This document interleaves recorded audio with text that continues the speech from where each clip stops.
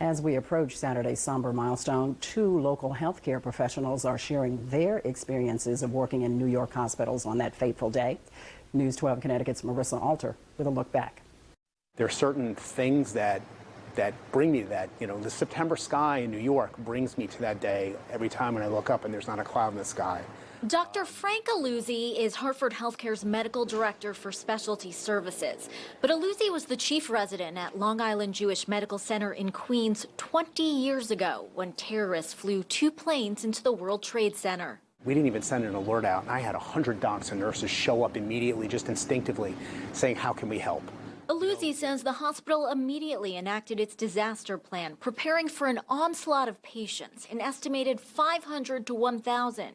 But he tells us only a dozen or two came. The number of survivors far fewer than first thought. It was really deflating. I mean, it was an awful, awful sinking feeling. I mean, anybody who went through it, that day just kept getting worse and worse and worse and worse the whole day. Hartford Healthcare's president and CEO witnessed it firsthand. How far were you from the World Trade Center? We were less than 2 miles. Jeff Flaks worked at St. Vincent's Hospital in Lower Manhattan. We were actually in our boardroom having a meeting, and we heard a loud noise at the hospital campus. They immediately closed down 7th Avenue. All of our doctors and nurses and different staff members sprung into action and really created hundreds of beds on 7th Avenue between 11th and 12th Street.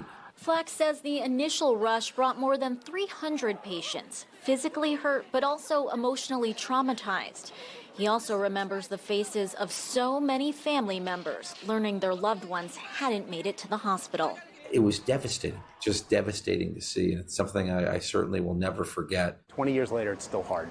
Dr. Illuzzi tells me every anniversary reopens old wounds, but he's found a personal remedy. I try and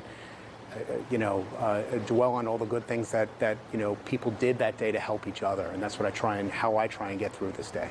Marissa Alter, News 12 Connecticut. Stories like this just make you want to cry. And our coverage of the anniversary of 9/11 continues all week, leading up to our live coverage on Saturday, starting at 8:30 a.m.